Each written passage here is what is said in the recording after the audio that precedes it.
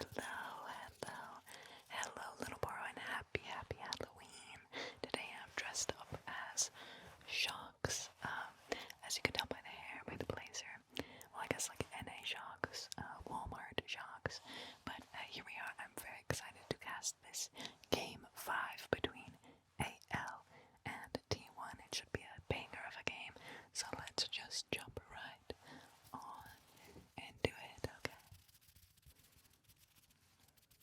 Okay, starting off with the bans, we have AL banning out the Azir and T1 banning out the Trundle and the Orianna.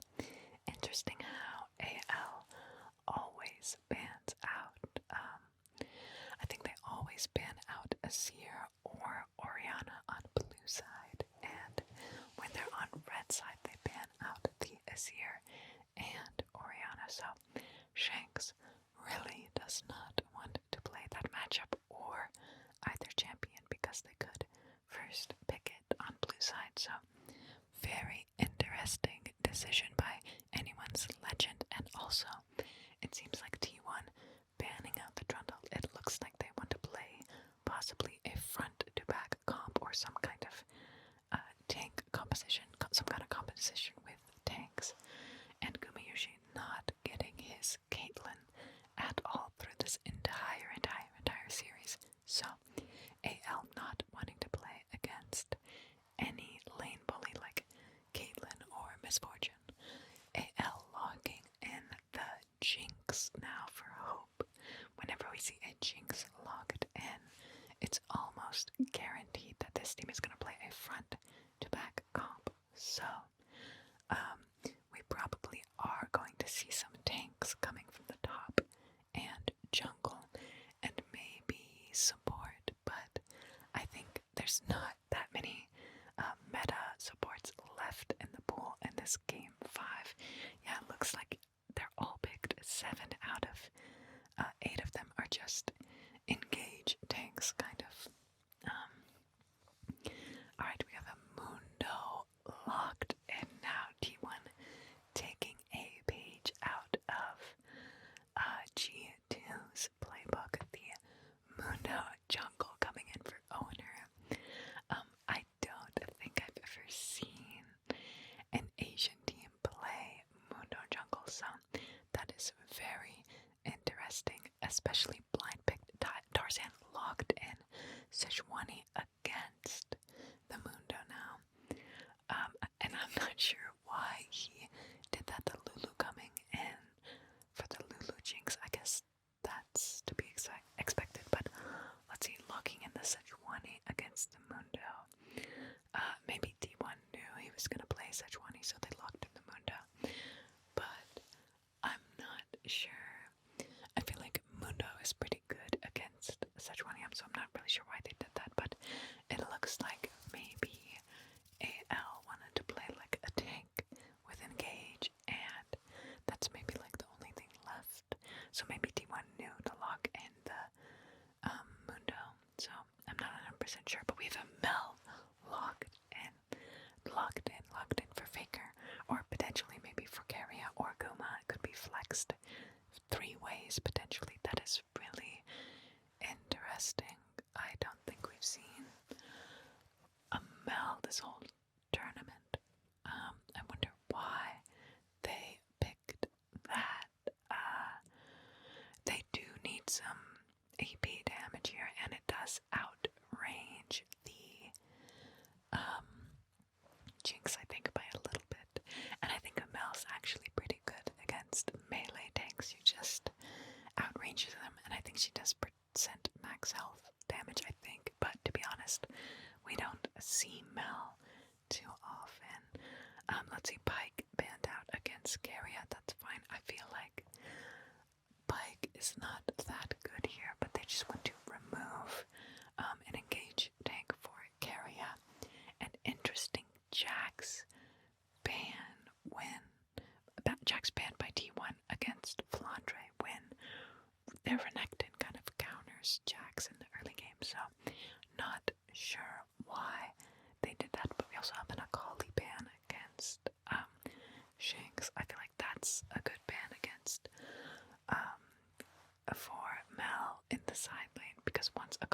level 6. I'm pretty sure she just destroys Mel. Alistair ban. I'm surprised actually that Alistair is still didn't get picked. But again, banning out carriers, engage tanks. Okay, we have an Ash offer for Gumayushi. I really do like this Ash pick here because they need some form of engage. Because they can't really just have Mundo throwing cleavers, and you can't really just rely on like a Mel snare or a Renekton flash W. So I do really like the Ash pick here. We have a Syndra hover coming in for Shanks. I really don't know about the mid matchup too much. I guess she has like some pretty long range as well, right? Wow, Aatrox is still in the pool. Okay, that is really interesting how T1 banned Jax and not the Aatrox. Because Mundo is okay against Jax, and okay, I mean, Aatrox is better against Renekton and Mundo in team fights than Jax is. Like, Mundo's pretty good against Jax in team fights because he only has one. Jax only has one stun, but Aatrox has 4 CC abilities to potentially remove the Mundo passive. And yeah, Mundo also doesn't have enough damage to kill Aatrox, so yeah, I don't know about this Jax ban. Maybe Flandre isn't that good on Aatrox, but I'm really not sure why they chose to ban Jax there. And a Seraphine for Carria. Is that like the first Seraphine this whole tournament? That might be. I haven't seen Seraphine in like forever, but I guess it makes sense because they need more engage. They're lacking engage from their top jungle and mid, and Seraphine could still, I think she gets a snare off of the slow from Ash. Is this a snare? Is it a root? I don't know, but when she uses her Q or E, I forgot, the one that shoots the little wave thing. But yeah, I really like the bot lane picks here coming in from T1. Really, really rounding out their team comp well, you know what I mean? Alright, so let's see what the runes they pick are here. I'm not, let's see, we've Grasp Aatrox pretty standard in, nowadays against Renekton. They almost always go Grasp. And I guess I was questioning the Syndra pick, but I guess it kind of does make sense with Jinx because Syndra could just one-shot someone and Jinx could, what is that, like get excited to start the team fight off. But she's gonna have to burst through one of the tanks, probably. And it might be kind of hard to do against like Asterix, Renekton, or Mundo, for example. So interesting to see how the team fights are gonna play out. But the Renekton versus Aatrox matchup in solo queue, I would say it's almost heavily Renekton favored because Renekton generally takes Ignite Flash. However, in pro play, it's still slightly Renekton favored. He generally gets a small CS lead, but it's kind of just like almost like a farm lane because Renekton takes teleport in pro play and doesn't have that extra Ignite threat that you might see in solo queue. And Doran looks like he took Doran's shield, so he's definitely not looking for anything too spicy here. I wish we saw what ability Doran started level 1, because in that matchup you can generally start E and then level up W level 2. But I don't know, maybe it's I really don't know how they play it in how the matchup goes with teleport flash versus the Ignite. Wow, Faker actually stole all the small chickens there, and Tarzan is unable to get a level 3, so really slowing down his clear here. I wonder if Tarzan's able to get a level 4 off a full clear now. He might not be able to get level 4 off a full clear.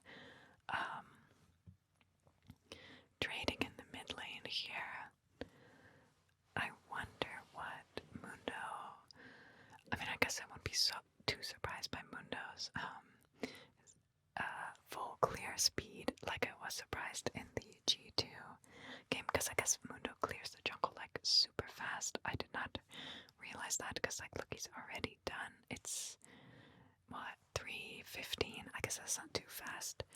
It's still pretty good. Mudo is pathing up toward the top lane.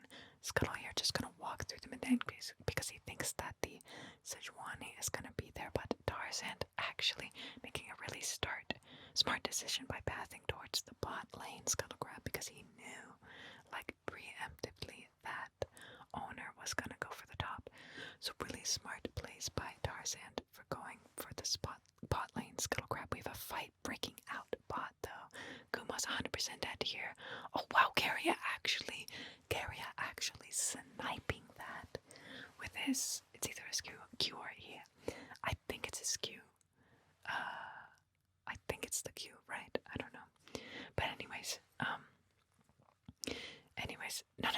It has to be E. It's his E. Yeah, his Q is the circle one. Interesting. We have Doran teleporting bot here just to push the wave. He's probably gonna reset. Yes, he's gonna recall, and yes, Aatrox's gonna teleport bottom, so Doran's gonna have a slight tempo advantage here in the bot lane.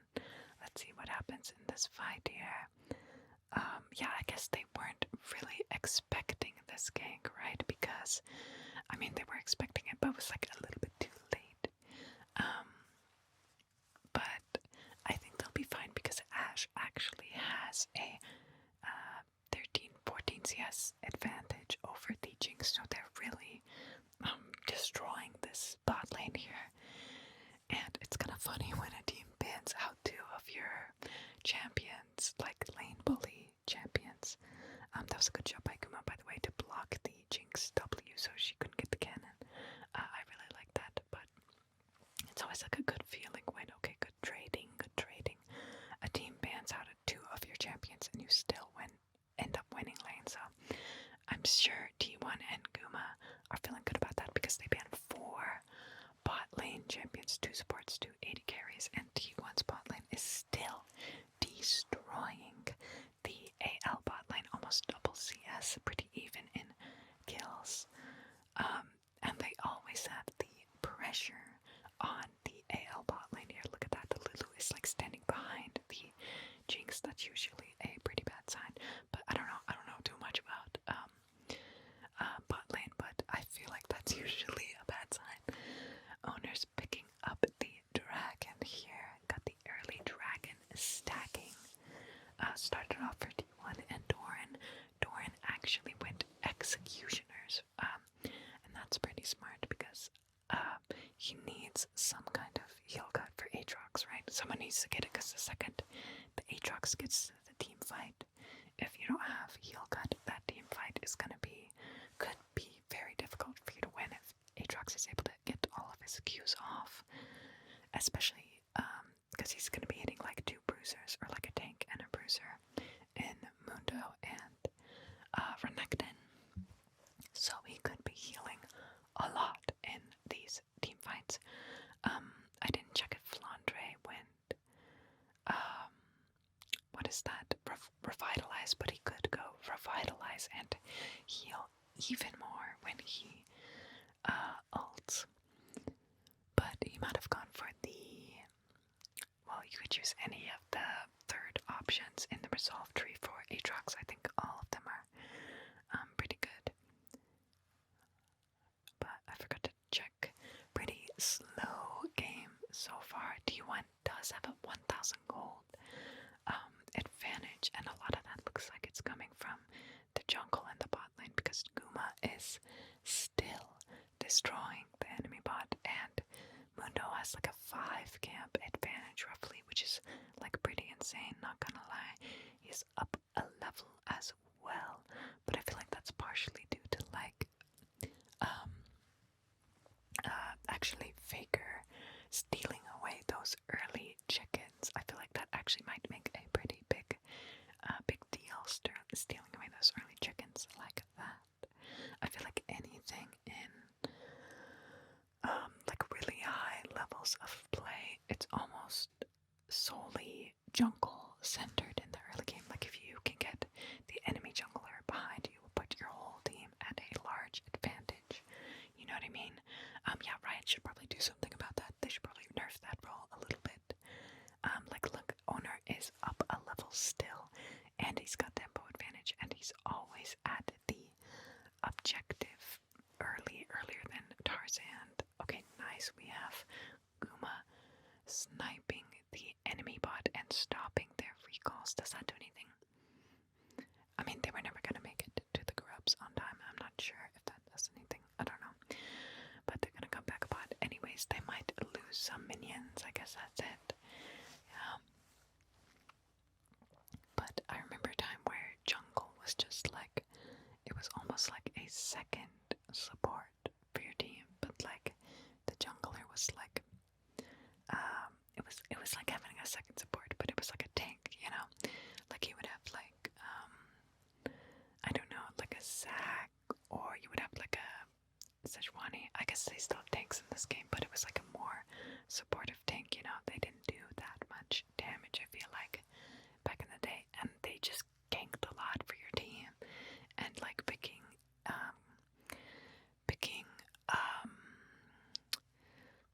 they like basically, the junglers were almost Garen. Like if you pick a jungler with no CC, I remember you were almost like trolling in the past, but now people play stuff with what's gonna happen here? It looks like they're just gonna try to push for some plates on the D1 side. They can't really do too much here. Owner's missing like all his Qs though. Wow. Okay, that's not bad. They get an extra plate. That's pretty good. Owner's just trying to match the Sejuani, trying to match Tarzan to make sure his bot lane doesn't get okay, we have an ult coming up from Guma. Interesting. I'm not sure why he did that. But Mundo's just trying to make sure his bot lane doesn't get ganked, and they continue this pressure on the enemy bot lane. And this is pretty decent pressure. They have 2 kills worth of a CS advantage over the enemy bot. Okay, I like this pressure from Guma. It might be too much here. Sejuani coming back in. Tarzan is not gonna ult because both Guma and Keria have their flash available. I like the pressure though. Nice, good job, Owner coming back, covering this gank. Yeah, the Mundo really needed to combat and prevent the Sejuani from ganking, so I really like that teamwork by the D1 squad. Like in solo queue, your Mundo's full clearing back to top, by the way. Like, I'm pretty sure this is how you know it's a professional game. Mundo is actually there to prevent the enemy jungler from ganking your hard winning bot, you know? Okay, and now they're able to transition over to the dragon because he gave that advantage over to the bot lane, so very good. 2 dragons to 0 with a 1k gold advantage so far. Very good start for T1. And Doran even has a small advantage. I know I was ripping on Doran, or I got like a lot of hate, I guess, from, I mean, not hate, but how do I say this? In my previous videos from like T1 tick writers, that I was like hating on Doran a little bit too much, but I feel like every single game I see him in, I mean, I don't know how he did in the previous games. Okay, we have a fight breaking out here. Wait, why didn't Keria ult the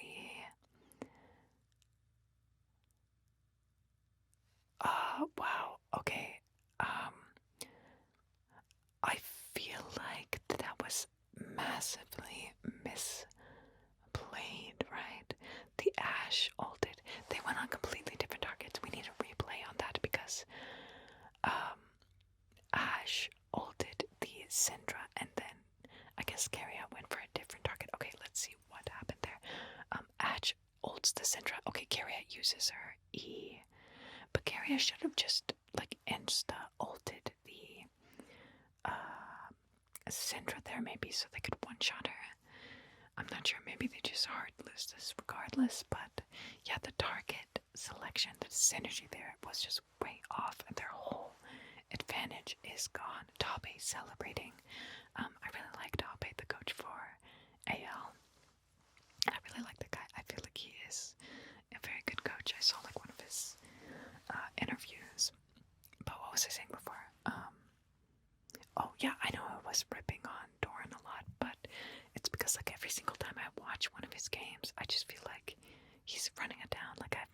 really seen a good game from him.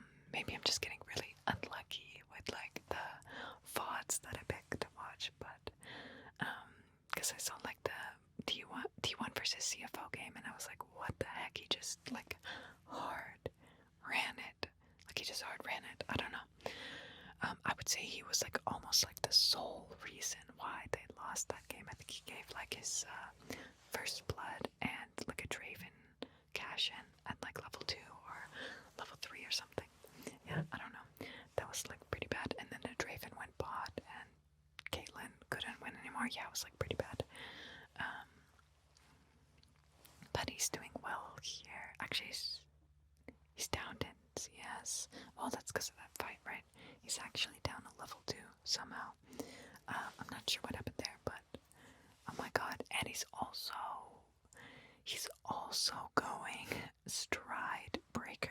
Like, okay, God, like, I guess I'm just getting really unlucky with the Doran games, guys, but like, I want to say something good, but this guy, like, I have to say, this guy's going stride breaker. He's also about to get Formando of like, okay, yeah, he just ults for the. I feel like he should not. I'm just gonna say it. I feel like he should not go stride breaker here. Like, he should just do. Honestly, he should just do like the, like the build that Bwipo does. It's probably the best build that you can do in Renekton for like a pro game, I think, which is Black Cleaver into Sterax, with maybe like tabbies or bladed steel caps, and then Spear Visage. That's probably like the best pro play Renekton build you can do. It soaks up the most damage. It's the most useful build you can do in 5v5s. But he's going for like I don't know, like a 1v1 Renekton build against squishies for some reason. I don't know what he's doing with that. Like, he doesn't need Stridebreaker against Aatrox. There's no way he's ever getting on the back line. Like, he should just build Black Cleaver so he can lower their armor and magic resist of Aatrox and Sejuani, so his Mundo and Ashe can have deal more damage to the enemy team, because this is just two front to back comps basically that both teams have drafted. So yeah, I guess I'm not a huge fan of that, but then again, I'm probably like the most unlucky person to pick the T1 bots of Doran. So I'm sorry for all the T1 fans out there that I keep ripping on him, but I just have to say what's on my mind, okay? I just have to say it. I have to. Because I don't want to censor myself, because then it gets boring. If I have to censor everything that I want to say.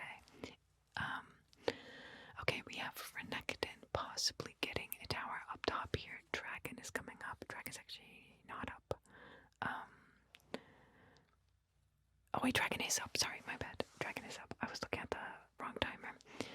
Renekton's gonna teleport down here. This is pretty good. Okay, really hard for either team to engage, I feel like. Actually, we could probably get an Ashe arrow here. Oh my god. Carry just ended. Somehow they're winning though. T1. Wait, Carry just flash ulted into a wall. Had nothing, and they still won that team fight somehow. What happened? I didn't replay on that. I was distracted. I was just so stunned by the Carry a flash ult into a wall. Like, that was basically 4v5, and they somehow still are able to win out on the D1 side. Like, what happened? Can we get a replay, production? Can we get a replay, please? Like, somehow all of AL got low, when that should have been, like, a for sure, I feel like that should have been, like, a for sure, win for AL.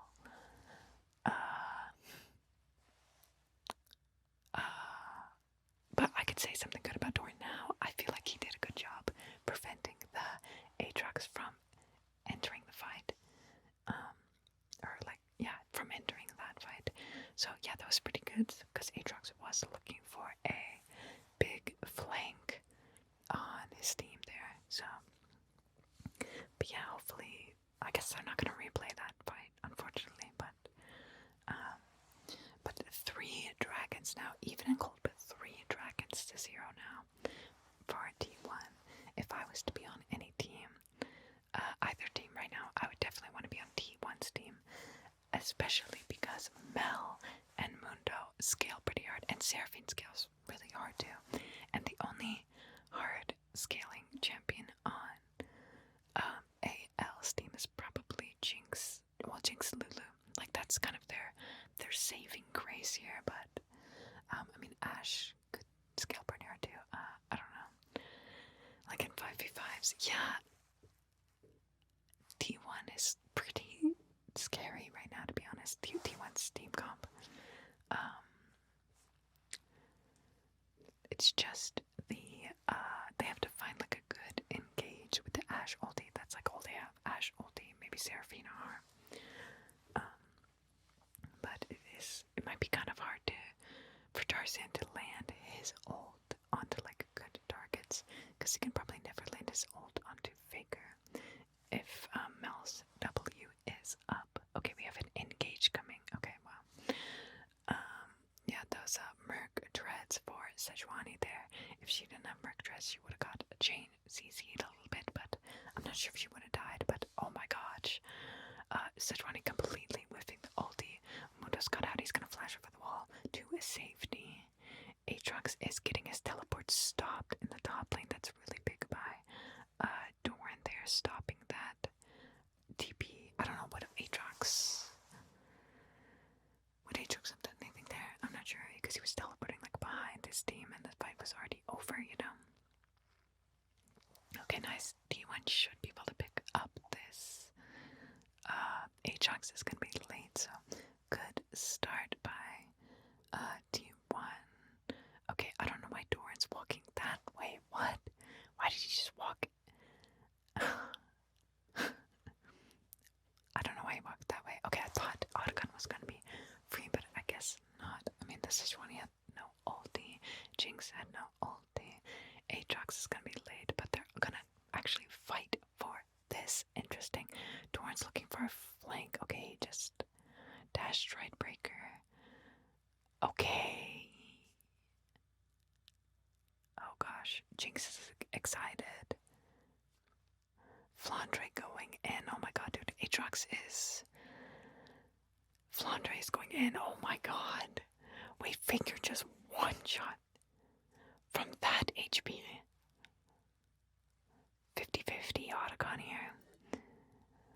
Oh my god. Faker is the one.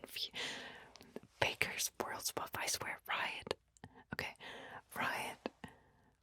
Like, they give him like extra 10 AP, extra 10 AD, like on the champions that he picks or something. I don't know. When he loads into the game, I swear they must give him like some advantage at Worlds, because there's no way like at Worlds he's just like the absolute goat. They gotta put in something, right? That I don't know. Like at Worlds he just performs way better for whatever reason. Wow. He salvaged that team fight for T1 and stole the Otacon. But does Mel? I think Mel might actually execute. She might have execute damage with her passive, so that might have not been a 50-50. That might have been like 80-20 or something like that. Yeah, I'm not quite sure. I never really played Mel, and I don't really see Mel too often either, so. But we have Soul Point coming in for T1 here. Both teams definitely going to fight for this. We have Syndra looking for a flank, but she has 0 vision. She does have flash up though, so she could flash the Seraphine or Ashe R. Dragon. Hextech Dragon is super annoying too, with the slows. And does like chain damage.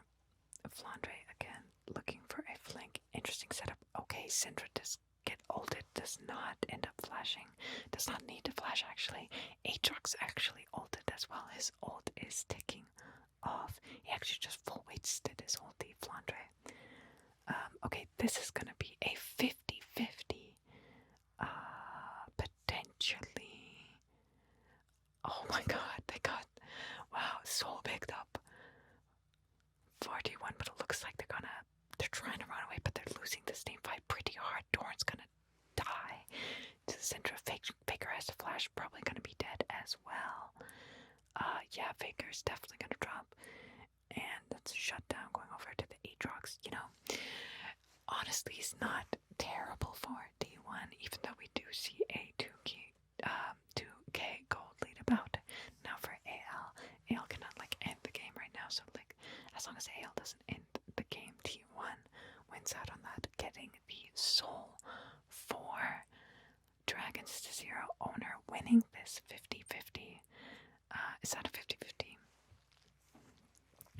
I feel like Mundo has some good damage. QE Smite. I would say it's maybe 70-30. I don't know. What do you guys think? I think Mundo has like better execute damage on the, not execute damage, but like burst damage for the dragon than Sejuani does. But 3,000 gold advantage roughly for D1, but soul for D1 and the Otacon with 23 rose petals. I don't really know how Otacon works. I gotta look that up. How does Otacon work? I know it does something.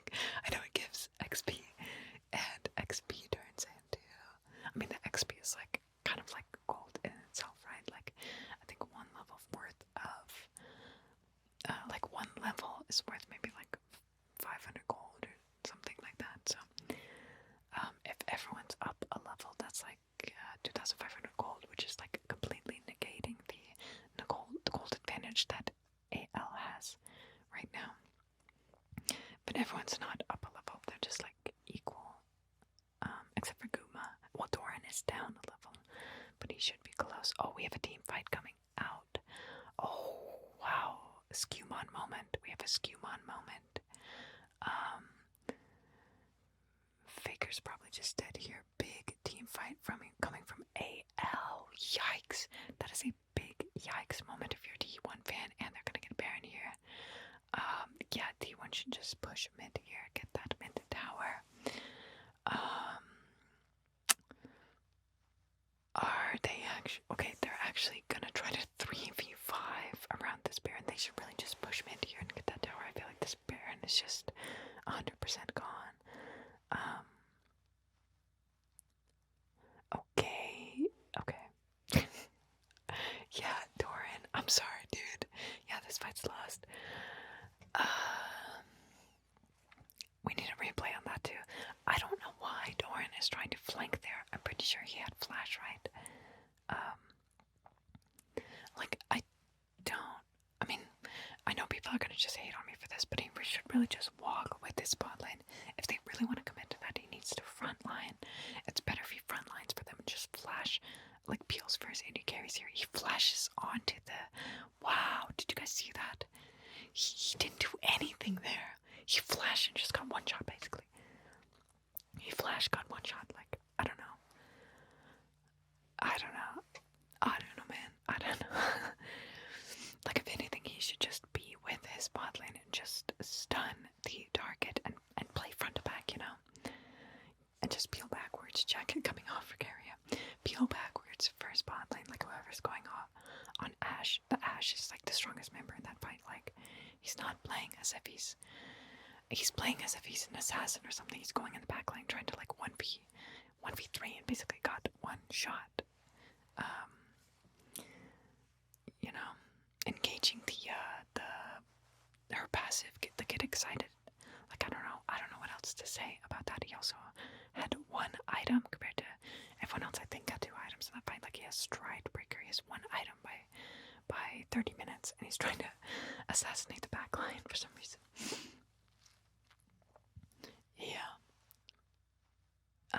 Down 5,000 gold now, but up 4 dragons. I don't know, which side would you rather be on?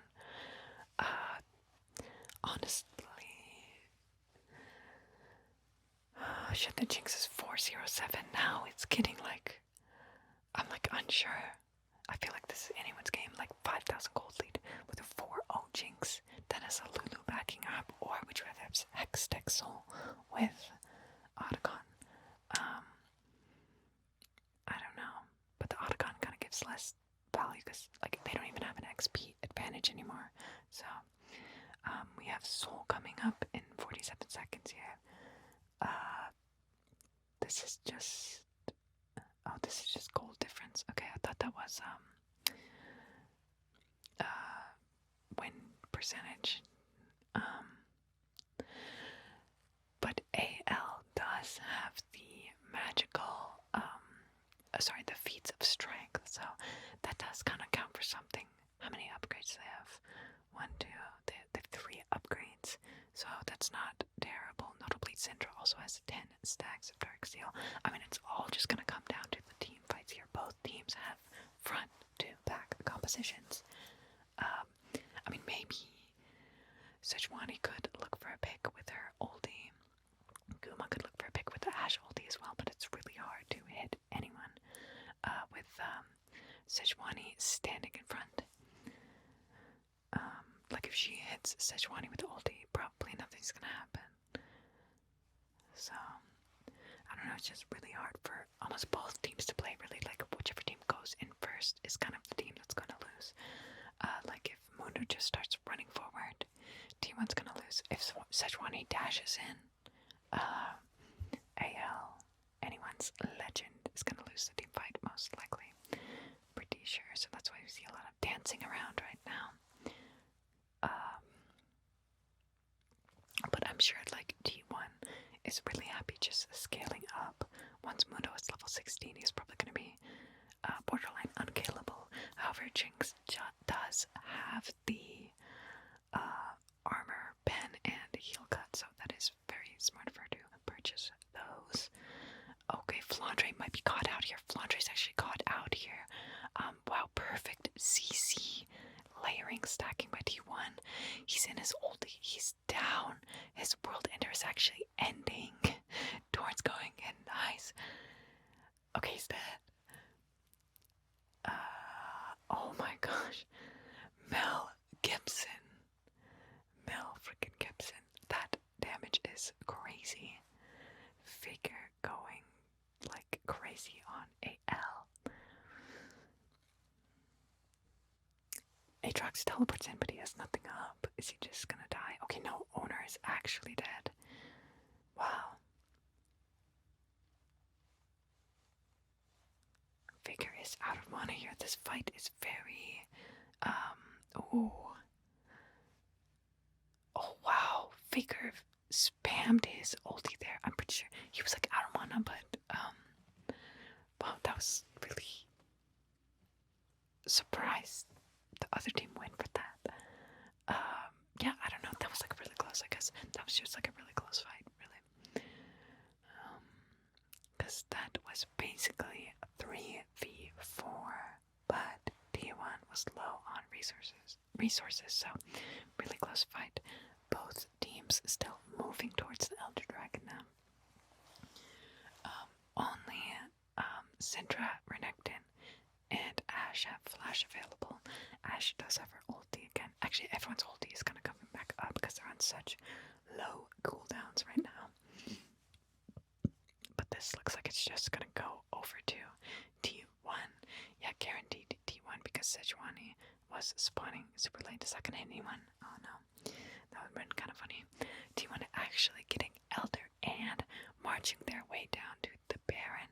Actually, kind of a huge misplay by AL too. I don't know, just that bot lane fight really messed up the tempo and all the timers that they have. Sejuani dying there almost guaranteed them the soul for T1, and now they have soul. They have Elder. They guaranteed the Elder. They gave them Elder, and now Soul, Otacon, and Baron, which is basically like GG, right? Like they think they should just grope up anywhere as Faker resets and teleports back. I like how Faker is teleporting back here. They should just group up as 4, I guess, is fine. Because Doran's just making sure it's not a base race. I mean, it shouldn't really be a base race because T1 has Baron. He's just covering mid there. That's fine. They're gonna get top in him. They're gonna group up either mid, most likely mid, and just try to get that tower. Now, really good macro decisions by T1. Doran is getting the red buff for his team. I like that. Now they should just group up mid and end the game, right? But let's see. Like, I'm pretty sure in solo queue teams usually just FF when you have Soul, Otacon, Baron. That is a really, really difficult thing to come back from, especially with the scaling comp. Let's see what happens here. We're looking for a miracle by AL. Any miracle, any miracle. Like somehow they one-shot Mel or something. Somehow they one-shot Mel. Jinx gets excited, takes over. Wait, what? They should really just go in. Wait, what?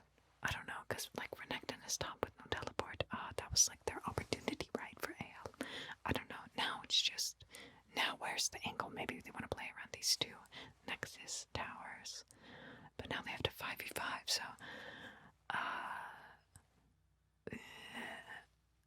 really not sure.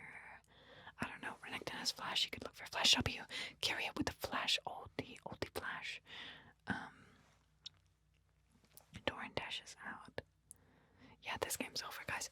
Wow, that was a crazy series, actually. Crazy last game. Wow, crazy.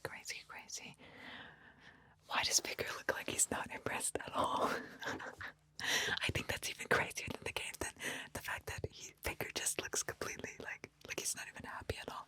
He's not even excited at all. That was a crazy best of 5, and he's just like, yeah, as if he does that every day. I mean, he kind of does. Vigor. Wow, this person's about to cry. Wow. I mean, it wasn't. I mean, she's more emotional about that game than the actual players are. That's kind of funny. Holy crap. Wow. But the Korea's number 4 seed beating China's number 1 seed is crazy. I mean, we might be having Korea win this whole thing possibly. Wow. Yeah. Thank you guys so much for watching. If you liked this video, make sure to leave a like, subscribe. If you want to see more content like this, gently press the subscribe button, and I will see you all in the next